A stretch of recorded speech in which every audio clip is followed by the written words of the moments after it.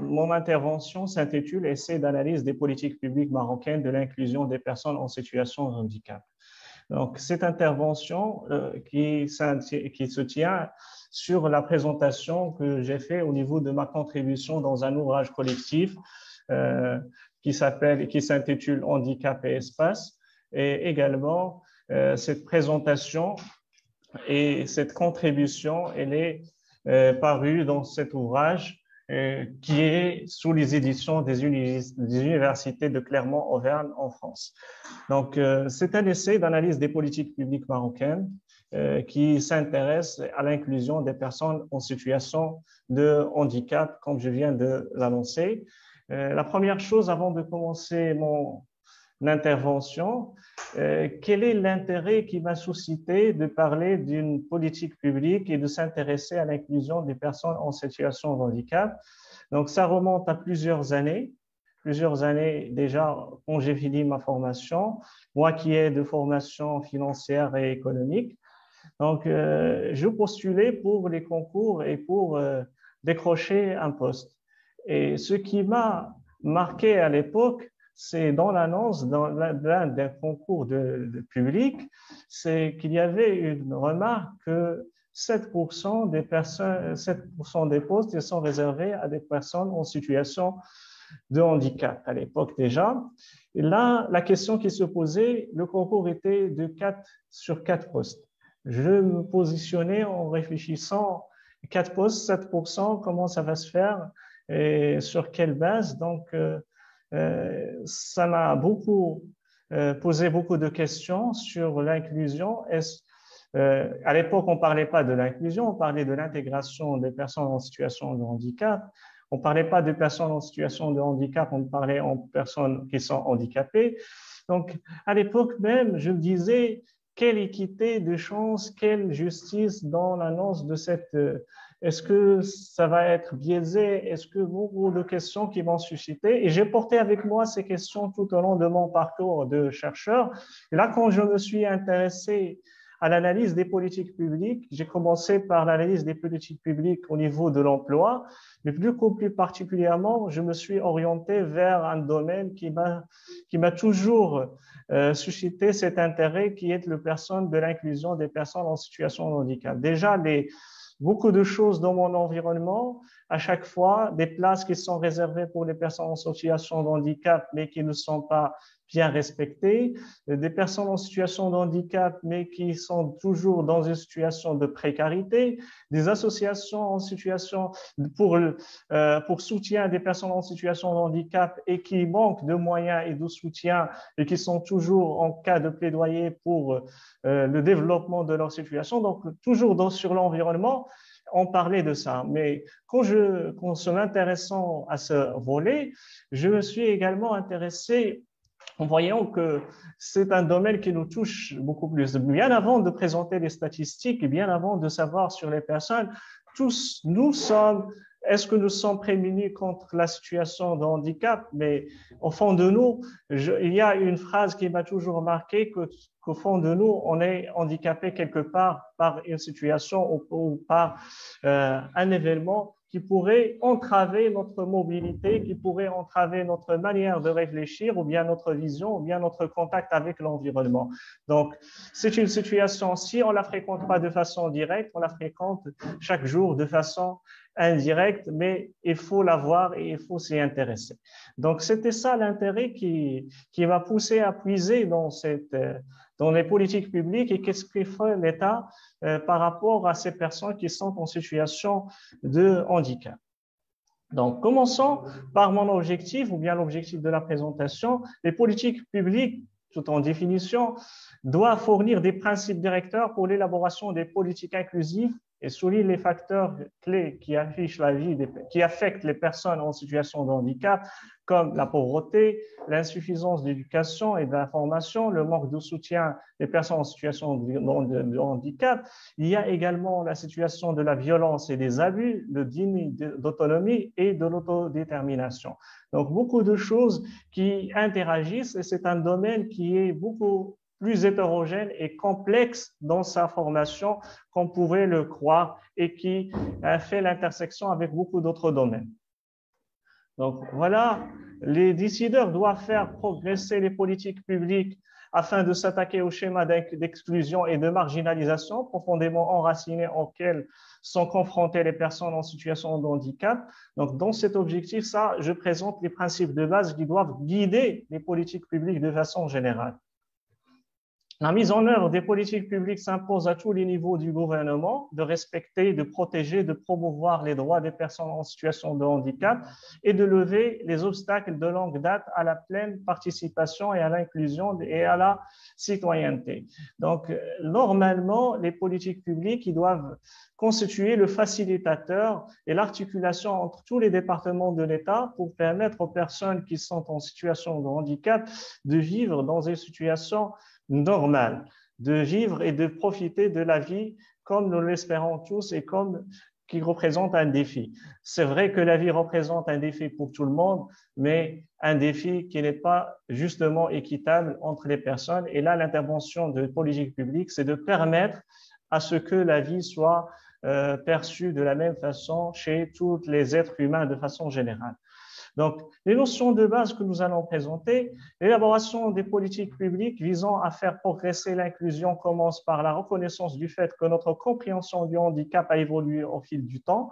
Donc, ça, c'est la première chose sur laquelle on doit s'intéresser, c'est quand on parle du handicap de façon générale et sans entrer dans les détails et dans les définitions académiques et de recherche, parce que là, on est en train de présenter beaucoup plus une présentation qui va permettre de discuter autour du sujet et de sortir avec ces discussions à des points communs, à des recommandations peut-être, à même à devoir de plusieurs points de vue. Le plus important, c'est que quand on présente notre compréhension de la situation du handicap, elle est marquée par deux grandes phases. Et ça, ce n'est pas seulement spécifique au Maroc, c'est universel.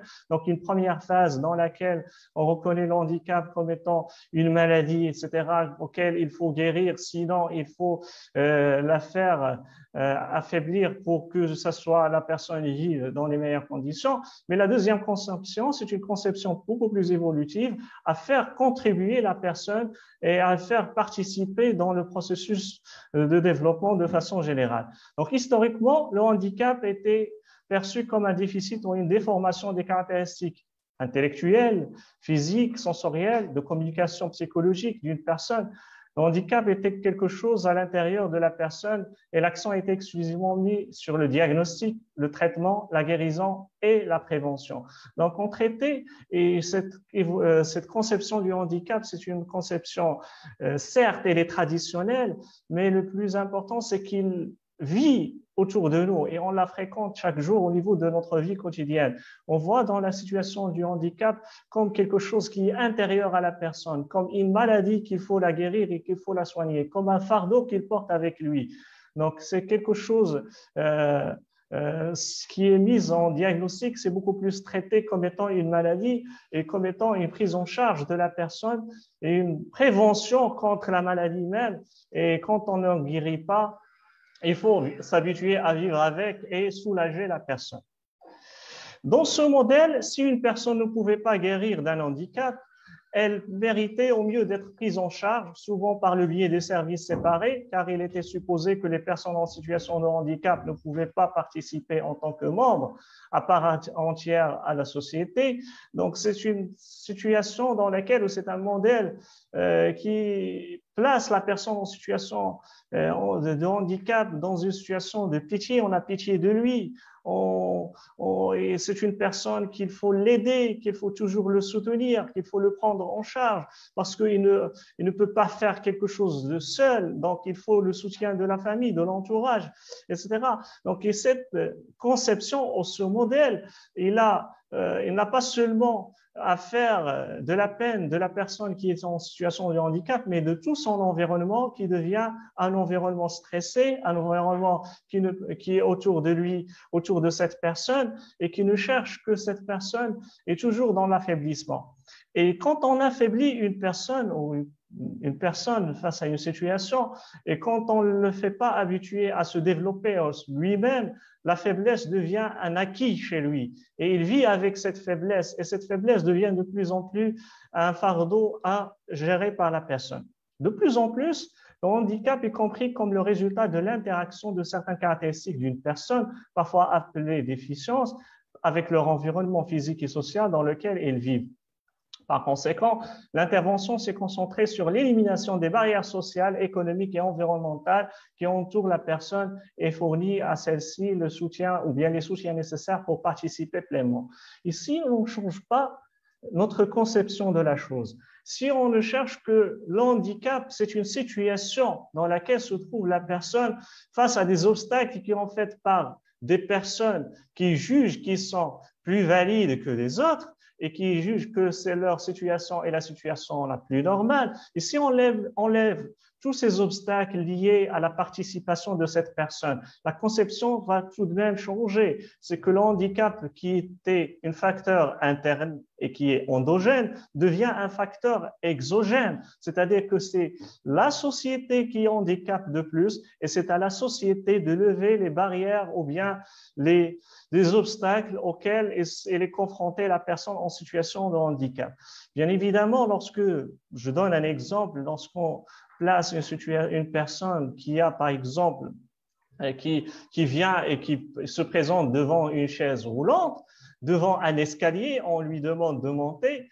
Là, dans la première conception, on va dire que la personne, elle est en situation de handicap et elle est malade et on doit le faire lever pour surmonter cet obstacle qui se présente. Et là, on se concentre sur la personne en elle-même. Alors qu'en réalité, si on avait changé l'infrastructure et on présentait une infrastructure qui est adaptée à cette personne, donc l'obstacle ne se présente pas et l'handicap n'est même pas soulevé par la personne ou bien pour l'entourage. Donc, c'est toute une conception qui change et c'est tout un modèle qui est différent et ce changement du modèle, c'est ce changement-là qui doit accompagner en principe et normalement les politiques publiques à mettre en place, c'est-à-dire passer de la conception traditionnelle, classique, qui est accentuée sur la prise en charge sanitaire, etc.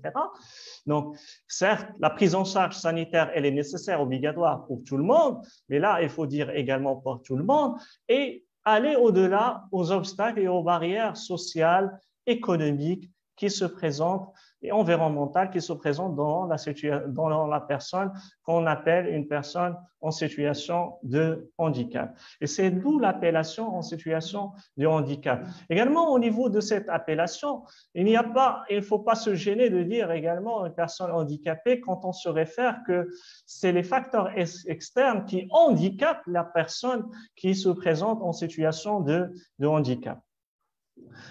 Maintenant, on va y aller beaucoup plus précisément dans mon intervention sur le cas marocain. Quand on évoque le cas marocain, donc le Maroc, il faut le reconnaître, s'est investi ces dernières années dans l'amélioration des conditions des personnes en situation de handicap. Il y a beaucoup d'efforts qui sont déployés. Il y a une conscience au niveau étatique et public depuis la haute instance du pays, de Sa Majesté et également de l'instance gouvernementale. Il y a des efforts qui sont déployés. Et là, on évalue les politiques publiques, ce n'est pas pour dire qu'ils sont défaillantes, etc., ou bien pour chercher les défaillances. On les évalue pour les améliorer, pour chercher les dysfonctionnements, pour y remédier, pour les perfectionner, etc. Surtout qu'on est en phase et qu'on est de construire notre propre modèle de développement et sans la prise en considération de tous les Marocains et qui sont, quelle que soit leur situation, aucun modèle ne pourrait réussir et ne pourrait tenir suite à ce projet. Donc, il y a de l'effort, il faut le reconnaître, qui vise l'amélioration des conditions des personnes en situation de handicap, qui sont déployés par toutes les instances, sauf que cela ne signifie pas pour autant que l'écart d'inégalité entre les Marocains qui sont en situation de handicap et non est réduit. Donc, on constate toujours qu'il y a des écarts qui sont très, très significatifs. Donc, je vais dresser pour ces personnes, donc, à travers les statistiques, et là, les statistiques qui remontent à 2014, établies par le Haut Commissariat au Plan, et c'est les dernières statistiques qui sont diffusées, les dernières données statistiques qui recensent auprès de 6% de la population marocaine qui vit dans une situation de handicap, ça représente environ les 2 millions, etc. C'est pas ça le chiffre qui va marquer, mais le chiffre marquant, c'est que 4 sur 4 ménages, un ménage, il compte au moins une personne en situation de handicap. C'est-à-dire que 25% des Marocains sont confrontés directement à la situation de handicap, ils vivent avec. Et là, on se voit que le chiffre, il devient beaucoup plus significatif. Donc, à niveau de ces chiffres-là, il faut, pour marquer les inégalités qui se manifestent entre les personnes en situation de handicap et les personnes qui ne le sont pas, mais qui sont handicapés quelque part par quelques obstacles qu'ils reconnaissent parfois et qu'on ne reconnaît même pas. Donc, il faut le dire, il y a la phrase célèbre qu'on est tous handicapés quelque part, il y a toujours une barrière et un obstacle devant nous qu'il faut lever et qu'il faut se lever. Donc, entre les deux personnes, je marque un chiffre économique et là, je reviens à mon domaine de formation. Au niveau du taux de chômage, en moyenne, au Maroc, le taux de chômage est de 10% et de 40% chez les personnes en situation de handicap. Et ça, on le vit. Et on le vit. Dans la réalité, c'est encore pire. C'est-à-dire combien de personnes qui se trouvent en situation de handicap qui trouvent de l'emploi. On dit parfois que lorsqu'on parle de cette thématique devant des personnes, il y a des personnes qui ne se gênent pas de dire et on ne trouve même pas l'emploi pour les personnes qui ne le sont pas, alors comment faire pour les personnes qui sont en situation de handicap? Non, il faut dire qu'ils sont tous des Marocains, ils sont tous des personnes qui appartiennent au même pays et qu'ils ont les mêmes droits que toutes les personnes d'avoir une situation et de lutter contre les écarts et les inégalités qui existent à ce niveau-là. Pour discuter ça, l'effort établi signifie que nous nous engageons à respecter les obligations d'amélioration de certaines conditions dans le cadre de l'élaboration de politiques qui visent à combler cette lacune. C'est-à-dire qu'il faut que les politiques publiques, de façon générale, tournent autour de cette discrimination et autres de cet écart, et il faut lever les barrières qui entravent cette égalité, soi-disant, qui peut être manifestée si on vise à s'investir dans l'amélioration des politiques publiques ou bien dans le modèle de développement de façon générale. Donc, la politique publique, normalement, est destinée à faciliter le processus d'élaboration des actions qui permettra au gouvernement marocain de se conformer à long terme et d'une manière qui aura un impact réel sur la promotion de l'égalité des Marocains en situation de handicap. C'est-à-dire qu'une stratégie commune doit se faire et une articulation beaucoup plus fondamentale doit se faire entre tous les départements de l'État. Et là, je vais revenir encore plus en détail sur le processus gouvernemental. On ne va pas dire qu'il y a absence de stratégie nationale. Et certes, il y en a une stratégie nationale qui a commencé depuis 2014, 2016, etc. Donc, dans les années précédentes, c'est très récent dans sa conception. Mais ça reste toujours des principes et on va le détailler et le voir encore plus par la suite. Dans le cadre réglementaire et l'élaboration du cadre réglementaire, il fallait attendre jusqu'à 26 avril 2016 où il y avait la loi cadre qui représente pour le gouvernement une réalisation fondamentale, numéro 97-13, relative à la protection des droits des personnes en situation de handicap. Donc, cette loi cadre, je vais y revenir, c'est une loi cadre comme son nom l'indique. C'est une loi cadre qui représente les principes de base reconnus par tout le monde. C'est vrai que c'est important et fondamental de défendre les principes, que tout le monde les défend, mais sur cette loi cadre, il doit être normalement accompagné par des textes qui organiques qui permettent à la loi cadre d'être effectivement réalisée. Donc, je donne plusieurs exemples à ce titre-là. C'est-à-dire que parmi les dispositions de la loi cadre, qu'il faut lever toutes les barrières qui entravent l'emploi des personnes en situation de handicap. Mais si jamais une entreprise refuse de recruter quelqu'un parce qu'il est en situation de handicap, quelles sanctions, quelles dispositions, quel article on va manifester pour l'appliquer? Donc, beaucoup de choses qui doivent être accompagnées, la mise en place de cette loi cadre qui reste quand même une loi qui représente les principes de base s'inspirant et en toute conformité avec la constitution du pays telle qu'elle a été annoncée par le modérateur lorsqu'il a présenté que la constitution marocaine impose qu'il n'y a aucune discrimination à tous les Marocains. Mais faut-il encore mettre en place les dispositifs nécessaires pour lutter contre toutes ces discriminations et cette marginalisation qui se manifestent dans la vie quotidienne. Les dispositions ministérielles, quand on va y arriver, là, je me suis confronté entre deux documents qui se ressemblent, un en 2015 et le deuxième qui vise la stratégie 2017-2021. Donc, le premier s'intitule « Vers une politique nationale pour la promotion des droits des personnes en situation de handicap au Maroc » et des orientations stratégiques de façon générale, et la politique publique intégrée pour la promotion des droits des personnes en situation de handicap au Maroc en 2017-2021. Lorsque une analyse personnelle qui n'engage que le chercheur lui-même qui a étudié ces documents, c'est que la stratégie qui est appelée stratégie de 4+4, etc., c'est une stratégie globale. C'est toujours dans les dispositions générales, dans les principes de base reconnus des droits de l'homme et qui sur lesquels des principes. Mais des actions beaucoup plus concrètes, ça, à ce niveau-là, il y a beaucoup de défaillances et beaucoup de dysfonctionnements, je voulais dire, et beaucoup d'entraves et beaucoup d'obstacles qui placent les actions gouvernementales en situation de handicap elles-mêmes. Quand on parle que la situation du handicap, ce n'est pas seulement une question d'argent. C'est vrai, ce n'est pas seulement une question d'argent, mais il faut y avoir de l'argent pour avoir autre chose. Quand on voit qu'au niveau de données financières et le budget alloué, et là, mon texte remonte à 2019-2020, lorsque je l'ai rédigé, c'est pour cela que je me suis basé sur les données financières du budget social qui a été alloué à l'époque en 2019, et ça n'a pas changé beaucoup en 2021. Donc, d'ailleurs, les données officielles disent que 9% du PIB est orienté pour les personnes en situation de handicap. Mais là, sur le budget général, il y a 8 milliards de dirhams sur les 200 milliards de budget général et qui visent le programme de protection sociale.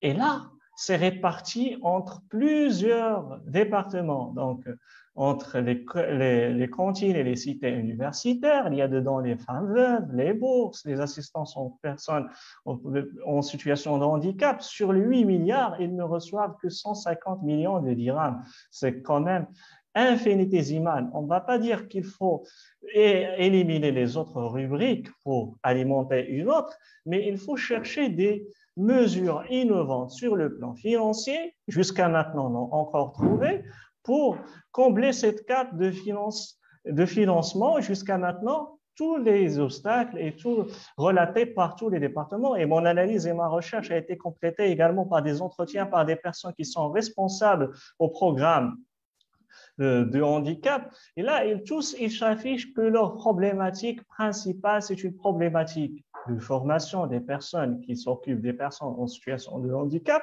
Et là, il faut de l'argent, une problématique de logistique. Et là encore, il faut de l'argent. Et voir autre chose encore. Donc voilà, ça c'est de façon plus générale, les données financières reflètent beaucoup de choses et lorsqu'on voit le département chargé des programmes de personnes de situation de handicap, c'est le ministère de la Solidarité, de la Famille, etc., etc. C'est un budget où le nom, c'est un département où le nom est beaucoup plus important que le budget qui lui est alloué. Donc beaucoup de situations. Donc à ce niveau-là, je vais s'ouvrir avec vous sur les défis des politiques publiques de façon générale et ce serait mon dernier point de présentation. Donc, les défis de politique publique liés au handicap, donc, ils sont reconnus et connus par tout le monde. C'est l'éducation. Et là, j'évoque qu'il y avait un changement les dernières années. Donc, lorsqu'il y a des points de changement, on l'annonce. C'est que le passage de classes intégrées aux classes inclusives, sur le plan conceptuel, c'est très, très important. Ça accompagne la vision du changement. Mais là, je m'interroge, est-ce que seulement un changement de nom? Est-ce qu'ils sont un changement de conception de façon générale? Là, il y avait un tout petit problème technique. Voilà. Alors, je m'excuse, il y avait tout un problème technique lié à l'infrastructure. Et là, on ne vous cache rien d'après ce qui se passe avec nous et on partage avec vous toutes les informations, pas seulement et tout le déroulement. Donc, vous pouvez compter sur nous pour ça. Donc, je reviens sur le programme d'inclusion qui a été annoncé par le ministère et qui a entré en vigueur il y a sur sa deuxième année. Donc, est-ce qu'il n'y avait pas… Donc, le changement de concept, il faut le reconnaître, il y en a.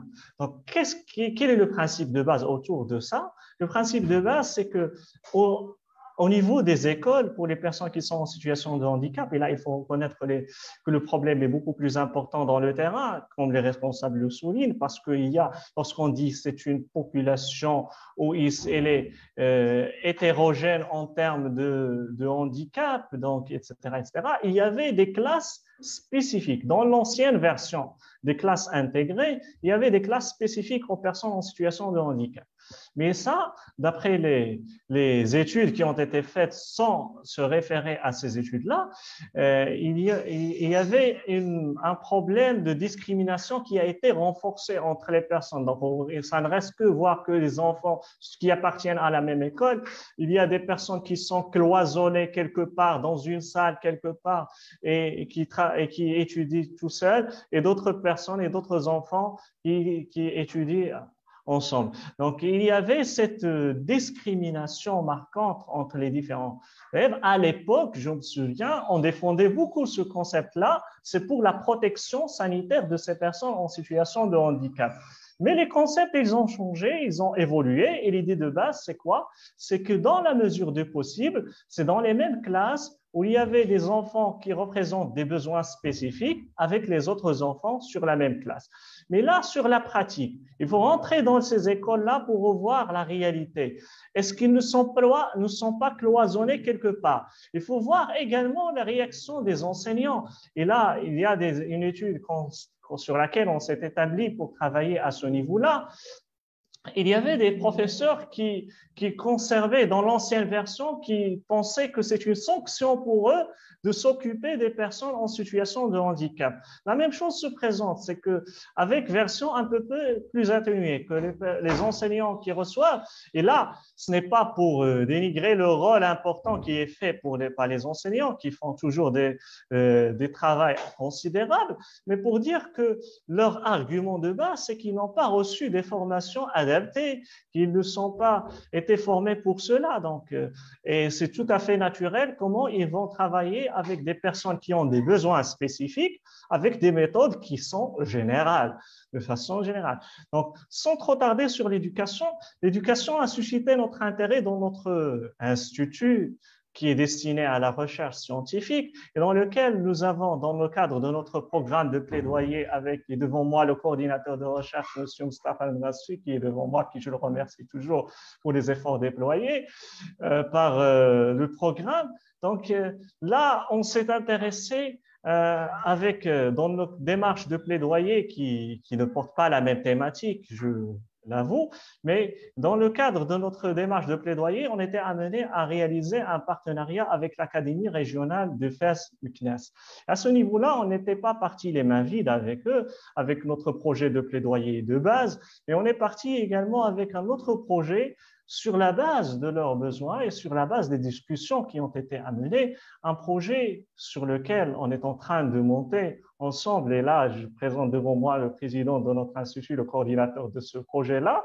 Donc, c'est Saïdine Igamal qui est le porteur du projet et sur lequel on contribue. Donc, un projet que j'ai devant moi, le syllabus qu'on a déployé ensemble, c'est que sur la base du besoin de l'Académie régionale, c'était toujours les responsables, c'était le même langage. Nous avons besoin du financement, nous avons besoin de la logistique et nous avons une stratégie.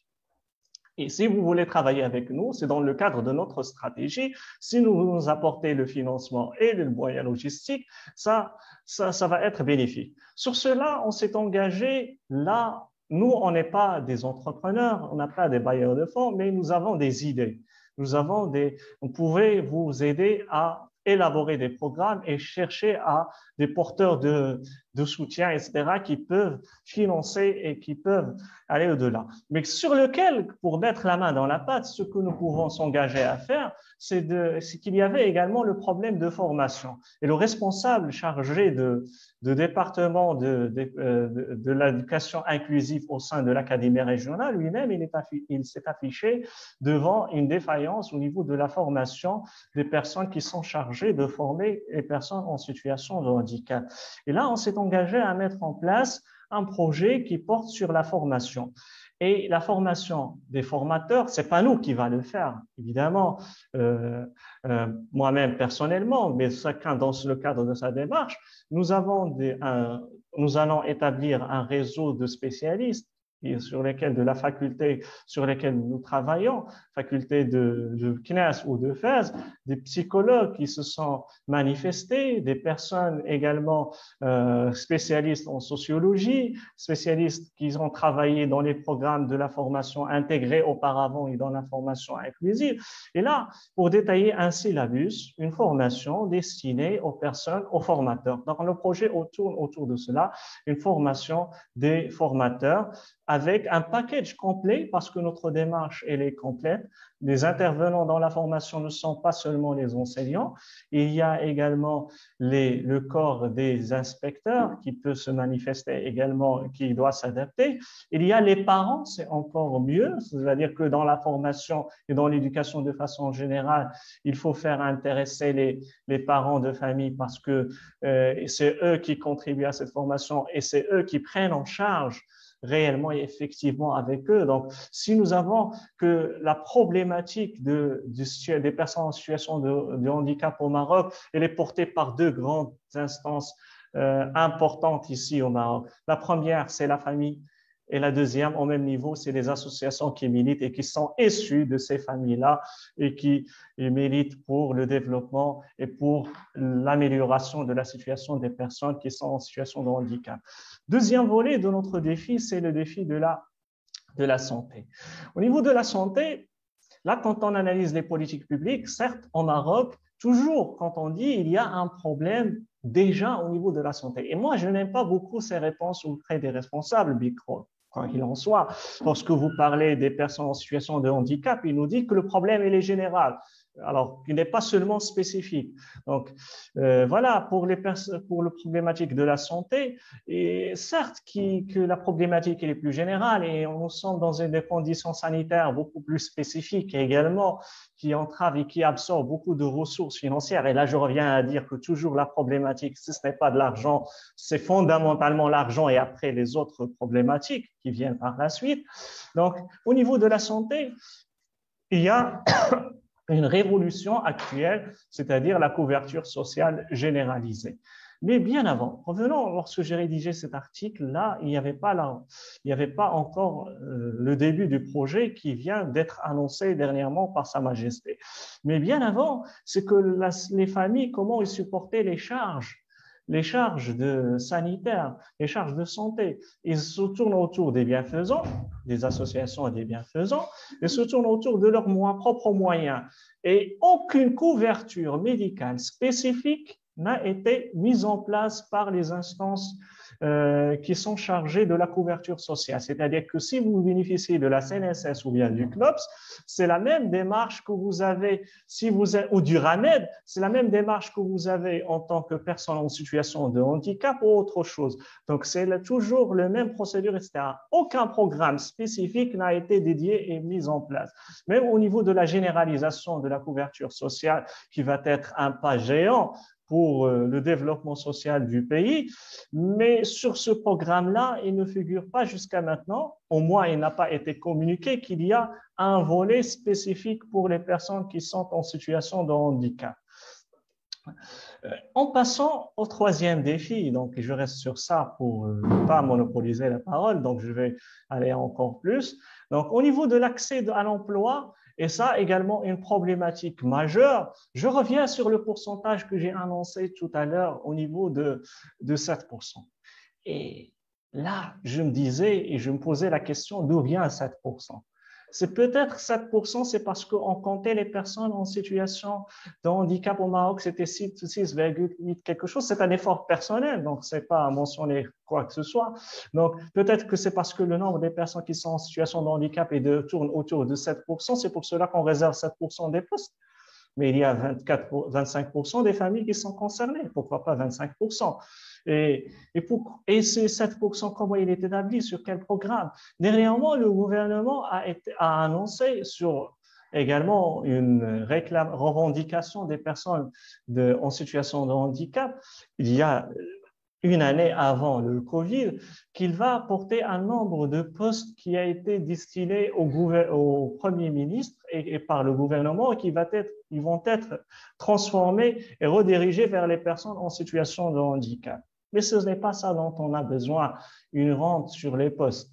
Ce qu'on a besoin, c'est encore plus, c'est d'adapter ces personnes, leurs besoins. Peut-être il y a des postes dont on a besoin de plus que 50%, 60%, 80% qui peuvent être destinés à des personnes en situation de handicap. Pourquoi donner 7% sur un poste sur lequel les personnes en situation de handicap n'ont pas été formées et pour lesquels il ne se présente aucune personne? Au niveau de l'emploi également, on se dirigeait vers le secteur privé. C'est vrai que rien n'engage un entrepreneur à engager une personne sous quel que soit sur la motivation de but lucratif sur une instance qui est destinée vraiment à réaliser un bénéfice. Mais bien qu'en soit, il y avait le CGM qui a été une partie prenante et il a publié un rapport sur les personnes, l'emploi sur des personnes en situation de handicap et il a vanté les mérites du secteur privé dans la promotion de l'emploi.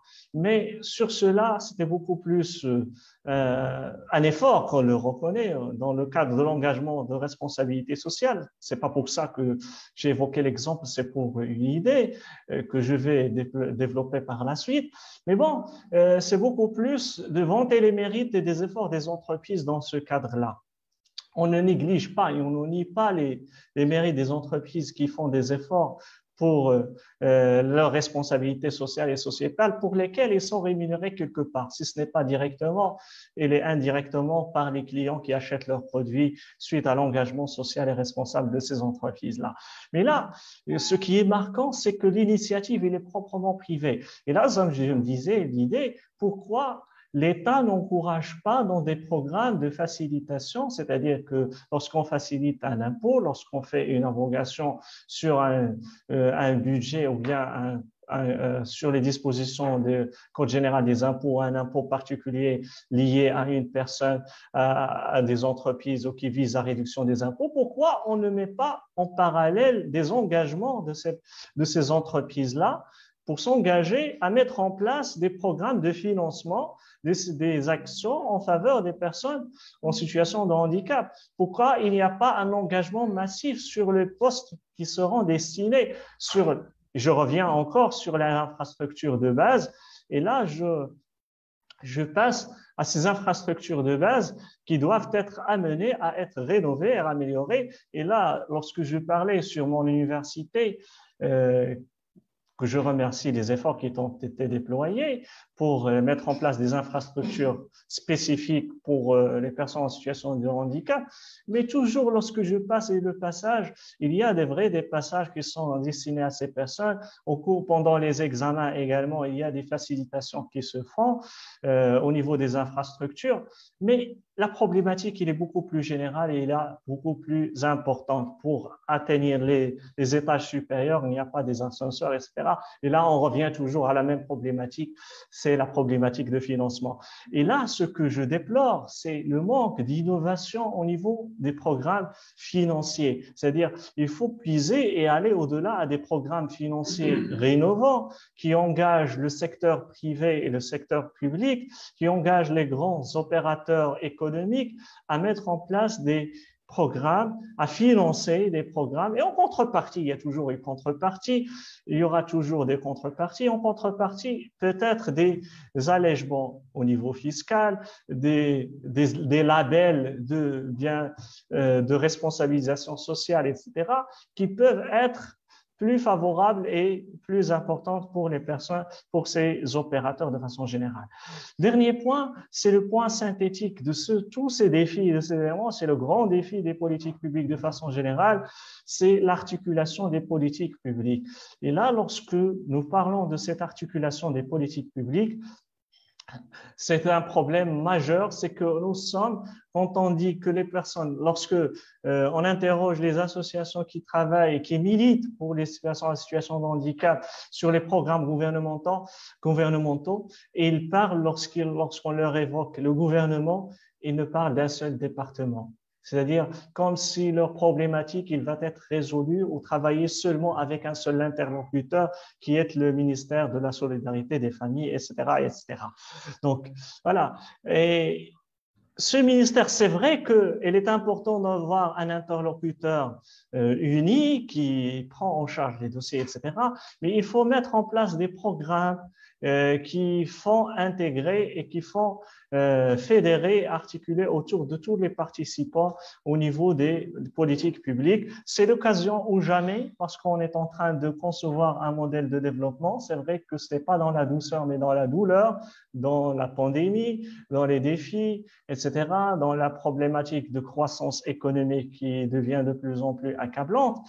Mais il faut le faire avec et tous. Et il ne faut pas voir, donc c'est le dernier point sur lequel je vais conclure, c'est qu'il ne faut pas voir en personnes en situation de handicap des personnes à charge, mais des personnes qui sont rentables, qui peuvent fournir du rendement, qui peuvent travailler eux aussi, ils peuvent contribuer. Ce n'est pas une maladie, c'est tout simplement des obstacles à proprement sociaux, économiques et environnementaux qui sont mis en place et il est temps de les lever ensemble.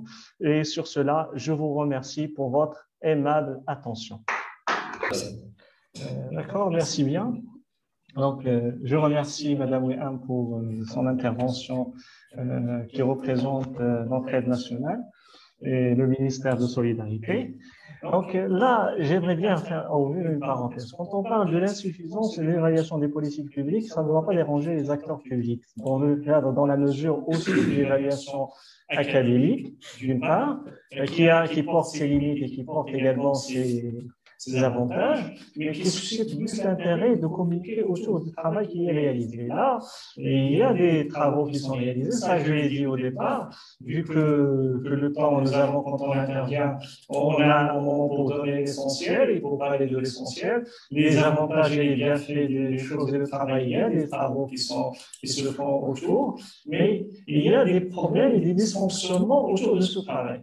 Donc, les problématiques qui sont liées à l'articulation des différents programmes, les problématiques financières, comme toujours on le dit et on le répète, quand les responsables évoquent la problématique financière, ça c'est très important à prendre au sérieux, parce qu'on ne peut pas entamer un programme sans qu'il y ait un budget bien alloué. Et là, quand on commence le programme et le budget est effectivement réalisé, et il y a la problématique ou le dysfonctionnement autour de la politique publique, c'est l'évaluation objective et communication autour de cette évaluation à faire ressortir quelles sont les réalisations qui sont prévues, quel est le décalage et quels sont les écarts et quel impact aura ce programme et ce programme budgétaire qui est là.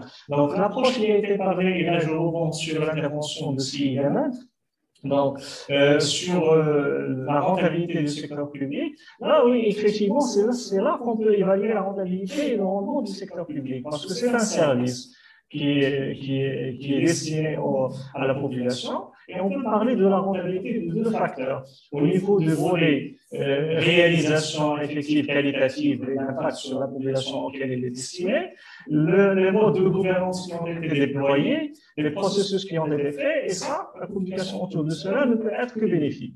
Ne peut être que bénéfique dans la mesure où les différents programmes qui sont entamés, qui sont réalisés, sortent en public et que la situation devient plus importante. Ça, malgré tous les programmes qui ont été faits sur la pratique, sur la réalité, la population ressent un besoin énorme.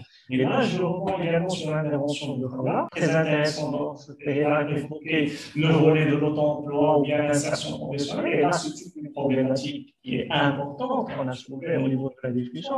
C'est une problématique qui relie un département comme l'ANAPEC avec le département qui est comme le ministère de la Solidarité. Donc là, il y a un travail qui a été fait à ce niveau-là, et des programmes qui sont faits, mais toujours le même résultat. Résultat qu'on n'a pas des résultats qui sont chiffrés, des rapports qui sont détaillés et qui relèvent le travail, qui mettent en valeur le travail et qui donnent les insuffisances et les visions de l'avenir et la stratégie. On dit ce n'est pas qu'il n'y a pas une stratégie. Le problème, ce n'est pas au niveau stratégie, c'est vraiment au niveau des programmes.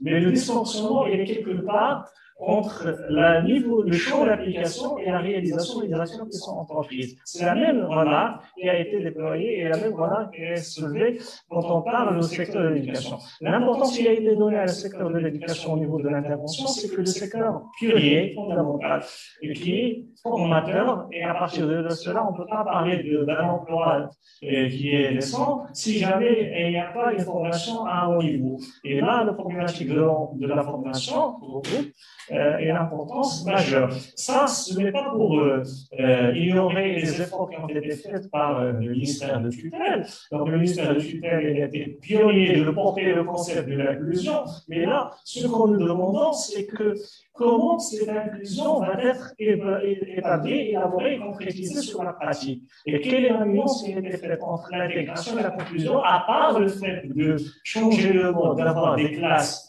spécifiques à des personnes à besoins spécifiques et d'avoir la possibilité d'avoir des classes qui ont, là où il y en a des personnes qui n'ont pas des besoins spécifiques avec des personnes qui ont des besoins spécifiques. Autour de cela, à part cela, la stratégie n'est pas bien très communiquée, très claire. Les besoins, ils sont clairs, ils sont détaillés, mais l'évaluation jusqu'à maintenant, en étant, après 4 ans, 5 ans même, de tirer le bilan sur le travail qui a été fait par le ministère de tutelle et de dire voilà les actions qu'on a faites et les points sur lesquels on peut améliorer les indicateurs de réussite de l'ensemble des points et les séances par rapport à la population destinée. Et là, il faut sortir les indicateurs des ratios significatifs et parler autour de cela. Et également de donner une vision beaucoup plus claire sur les mises en place et les modes de financement qui seront mis à disposition pour réussir les programmes. Parce que l'axe de réussite de la bonne gouvernance, c'est la structure organisationnelle mise en place, c'est les institutions qui interviennent et également les budgets qui sont alloués. Sans parler, sans en mettre, je n'ai pas remis l'intervention de COG au départ, donc c'est justement quand on parle de la non-discrimination, c'est dans le cadre général. On est contre la discrimination, on ne peut pas être pour la discrimination, quoi qu'il en soit, culturelle, etc. La preuve est là, et puisqu'on est en train d'évaluer les politiques publiques autour des personnes en situation de handicap, j'ai refusé de mettre le lien entre les personnes qui sont en situation de handicap avec l'handicap comme étant un obstacle ou bien une barrière mise en place. J'ai oublié ça, c'est pour ne pas nuancer et pour ne pas évoquer, parce qu'à chaque fois qu'on veut, parce que là, il faut rompre avec le discours, là, je porte, voilà, notre casquette, donc il faut rompre avec le discours de dire à quelqu'un quand il y a un obstacle que tu es handicapé, qu'on sort d'insulte, ou bien, ce sont des personnes en besoin spécifique, handicapées par leur environnement, qui ont un cadre bien spécifique à leur démarche. Ce n'est pas la raison pour laquelle, à chaque fois qu'on veut marquer la discrimination, on fait appel à. C'est quelque chose de défavorable. C'est là qu'il faut rompre, et c'est ça le point de départ. C'est un point de départ culturel, et là, également, j'invite également les pouvoirs publics à s'investir dans le sens culturel et de faire une discussion autour, de vulgariser autour de la thématique. Il y a des efforts qui sont déployés par les médias. Il y a une avancée qui est considérable à ce niveau-là, mais néanmoins, toujours au niveau strictement suivi, académique, etc., on met les piliers fondateurs, la gouvernance, les structures, les indications et la communication. Il ne peut être que bénéfique pour mettre en valeur les efforts qui sont déployés, qu'on ne nie pas. Toujours, on est fiers d'appartenir à ce pays, on est fiers de l'effort qui a été déployé par les responsables de ce pays-là. On est en train de parler pour améliorer et pour aller au mieux par rapport à la situation. À vous la parole, cher modérateur. شكرا الأستاذ على التفاعل مع يعني المداخلات والإضافات ديال الأخوات